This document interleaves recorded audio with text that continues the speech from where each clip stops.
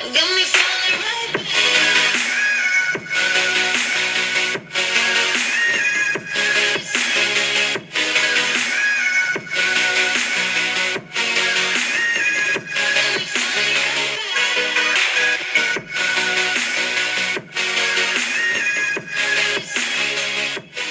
Hi guys, welcome back to my channel. Today I'm going to be showing you how to do simple piping techniques using American buttercream on these vanilla cupcakes. Let's get started. Okay, so what I've got ready is I've got 10 cooled vanilla cupcakes ready to go on just a wire rack. I've also got a 1M Wilton tip and some lilac-y purple American buttercream, which is made with just icing sugar, butter and vanilla. I'm also going to be putting some silver leaf to decorate the top, so I have that ready as well, and a little brush to help apply it. I've used the Wilton violet food colouring to get this colour, and just a really small amount so it's nice and subtle. Okay, so first off, before I start piping, I'm going to just explain a little simple way of making sure that your icing looks really neat and clean, and just simpler ways to pipe, as some people think it can be quite difficult. So you want to twist the end of your piping bag to make sure it's quite firm and there's pressure built up in there. Make sure that you don't move the cupcake around when you're icing. The cupcake stays still, or basically anything you pipe will be the thing that stays still. It's all in your wrist and how you move the piping bag. Now you want to keep the piping bag up nice and straight. If you lean the piping bag over or you're tilting it, you're going to get wonky piping. So if you have it straight up in the center and you keep it centered as you pipe, it will make sure that all the lines are even, all the lines are heading the same direction, and it will make your cupcake look neater. So a simple rosette is a flat type of piping and it looks like a rose, so that's why it's called a rosette. What you're going to do is you start in the middle and you make your way around slowly, letting the icing form naturally.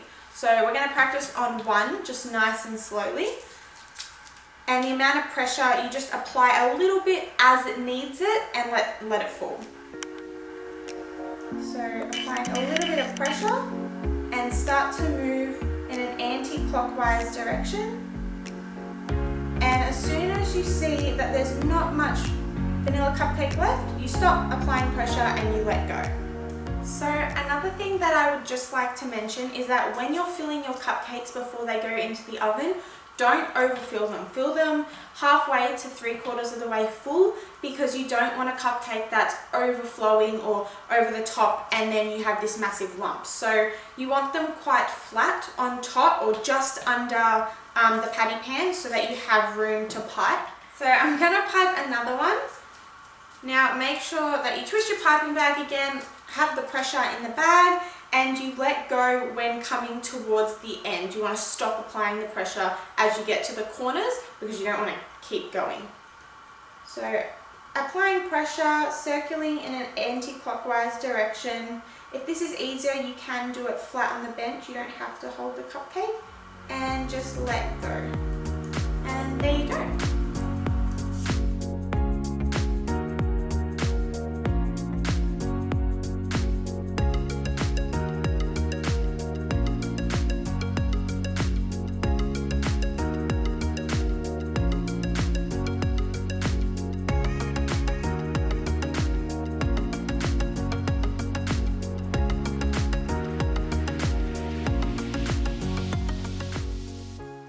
So now that we've got all of our cupcakes piped and ready to go, you could pop them in the fridge and they'll be ready to go just like this. I'm going to be adding some decorations. So with the lilac colour, I'm going to add some silver grey sprinkles. They're really, really fine. They almost look like caster sugar. And I'm also going to be using some silver loose leaf. So the difference between loose leaf and transfer sheets is the loose leaf comes, it's very loose basically, it comes straight off the piece of paper, the wax paper that it comes on, straight away, whereas the transfer sheet you have to push onto cold icing for it to come off in one whole piece. So I'm going to be using my brush, or you can use tweezers, whatever you find easier.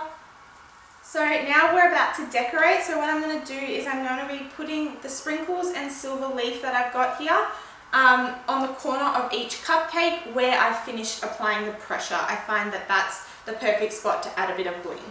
So I've got some of the silver sprinkles, and I'm just going to add them on the corner of the first two, and then with my brush or the tweezers just add a flick of silver leaf. You can also use gold leaf or whatever other decorations that you prefer. So there are 2 cupcakes fully decorated. I'm now going to finish off the rest of them.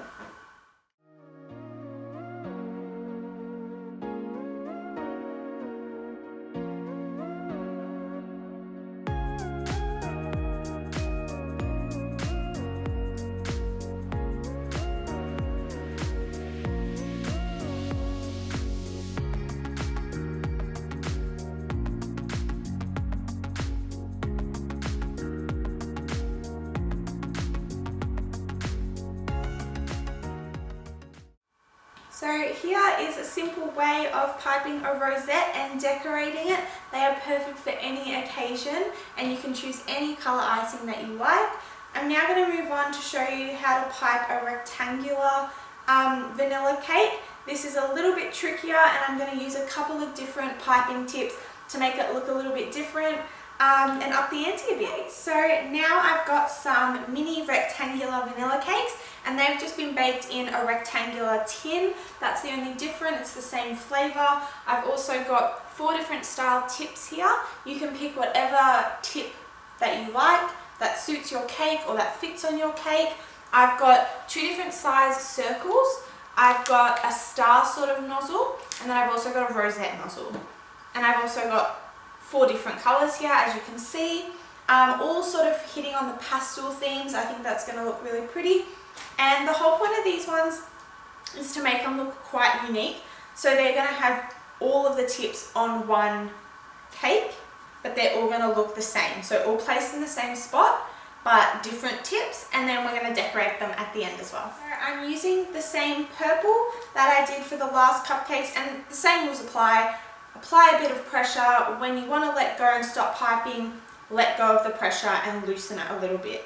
So I'm going to start with piping mini rosettes in the left hand corner of each of the rectangular cakes. So twist your piping bag, start at the left hand corner, and it's the exact same as these rosettes, just smaller. So applying the pressure and a little rosette and let go.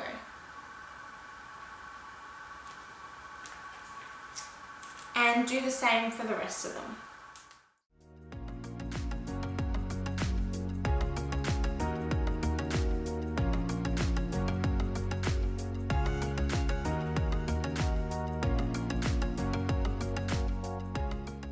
So now that we've done a little purple rosette at the corner of each cake, I'm now going to grab a different colour, and I'm using my star nozzle now. So this one's a little bit more like a shell look, so it's not as much like a rose, and there's a little gap between the corner of the icing and the cake, and I'm going to do a straight line, moving my hand in a circular motion like this, making circles going anti-clockwise, and I'm going to fill a small line, straight line going all the way down, filled with my green icing.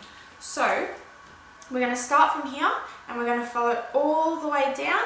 And at the end of the day, if you do stuff this up and you're not happy with the way it looks, or you're not happy with the way you've piped it, you can easily let the icing harden in the fridge, and then you can pull it out once it's fully set, and you can pick it off very easily and repipe a way that you prefer.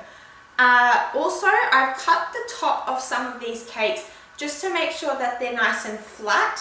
So if you do get that bump, which happens occasionally, it's just how they cook, you can easily cut it off and problem solved. So I'm going to start really slowly, applying a little bit of pressure again, and just go in a circle motion all the way down until you get to the end and let go, just like so.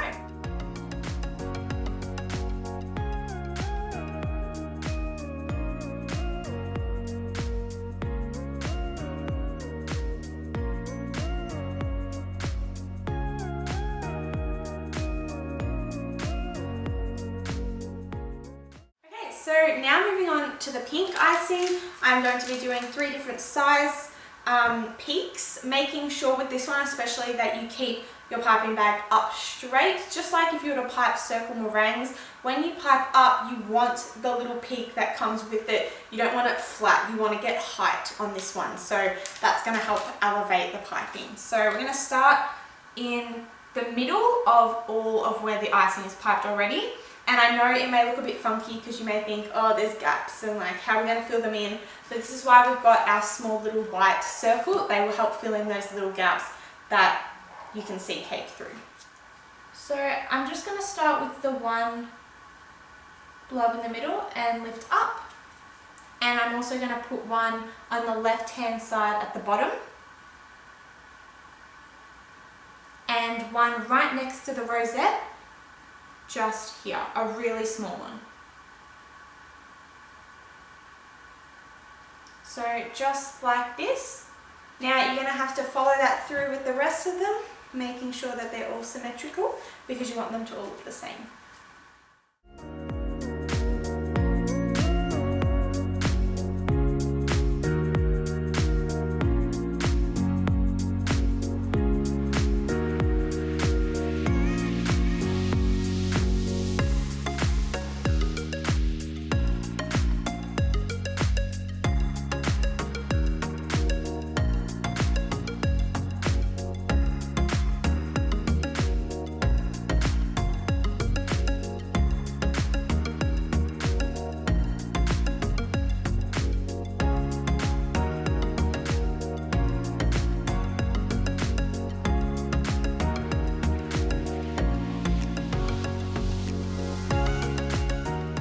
So I've added a couple of little extra bits into the cake, as you can see. So I've added another green piping and I've added 2 more purple blotches using the same tips just to help fill in my gaps. This is where you can just like let your creativity out and you can fill in the gaps the way you want with the piping that you like. I'm now going to move on to the white little circles just to fill in those little gaps. As you can see, like in the middle here, there's a little gap. We're going to fill that up, and the white just adds a bit of contrast as well. So just adding a couple of little spots, just as many as you think it needs. So I've added 4, and I'm going to continue that the rest of the way through.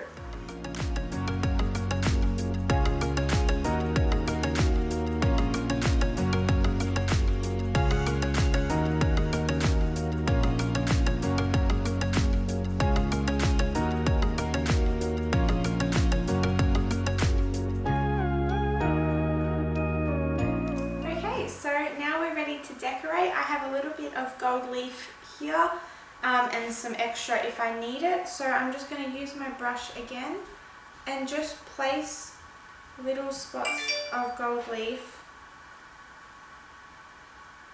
just to add a nice pop, just wherever you think it needs it. So I've done 3 little dots, and I like leaving them not pushed down always to the icing because it adds a little bit of height as well.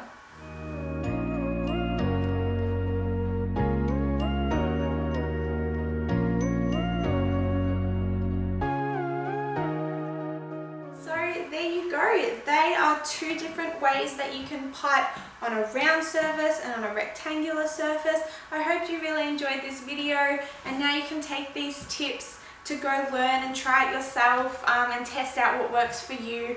Remember, practice makes perfect, so don't get upset if it doesn't work on the first go, just give it another crack. And yeah, I hope you like this video. Please like and subscribe, and I'll see you in my next one.